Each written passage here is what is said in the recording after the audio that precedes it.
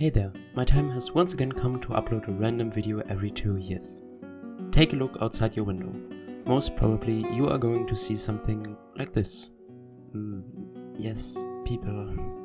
But if you live like, well, not me, but someone very lucky, you would see something like this. Mountains. So, what's the point of me showing you this? I want to make you think about terrain and also ecosystems, since in this video I will try simulating them. But how do we even start simulating real-life terrain? Well, maybe it's a good idea to take a look outside and see how nature does it. Yes. No idea. Okay, we're back. And that did nothing except waste my precious programming time touching grass.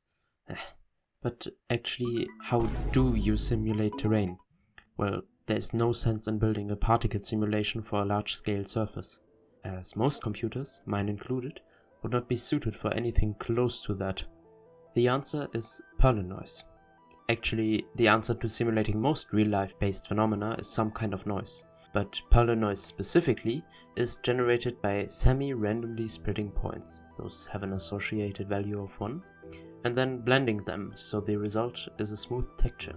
Now, instead of displaying the points as a flat texture, it can be used to create a mesh with its height based on the noise value at the correlating point.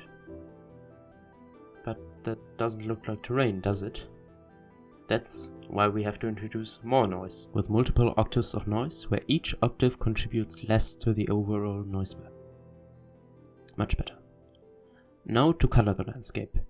Realistic textures could be used, but as I'm not a big fan of realism because of the immense workload it causes, and if I wanted something realistic I could just go outside, I decided to go for simple and low resolution graphics. So based on the height of a sample point on the map, a color can be assigned. I know this is quite the crude implementation, but like many things I will just fix it later. In case you, for some reason, don't know what erosion is, it's a phenomenon where small pieces of debris get carried away by rain and stuff. This wears down parts of the terrain with higher elevation and evens out more shallow areas.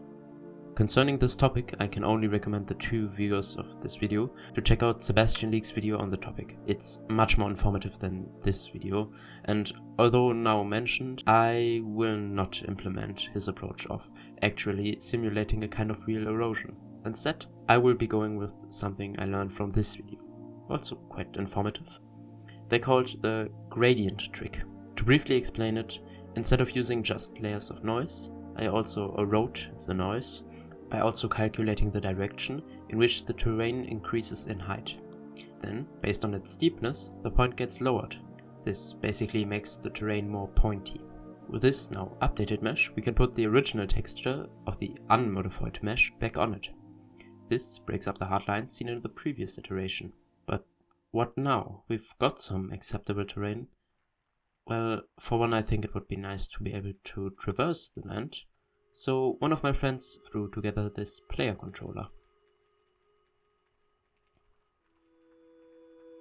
But it is still quite empty and I wouldn't mind some foliage. Astonishing. The grass is a simple billboard grass with a shade of foliage, and to fill out the emptiness a bit more, here are some procedural pine trees I programmed with math and stuff. These trees have the ability to grow and drop pine cones when the simulation progresses 1 tick. On the next tick, these pine cones will have a chance to grow into another pine tree.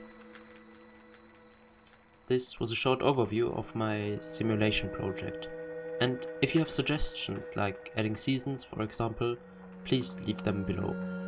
If people are interested in this, I will make a second part, as I have already continued programming and working on the project itself. So, thank you for watching, and bye!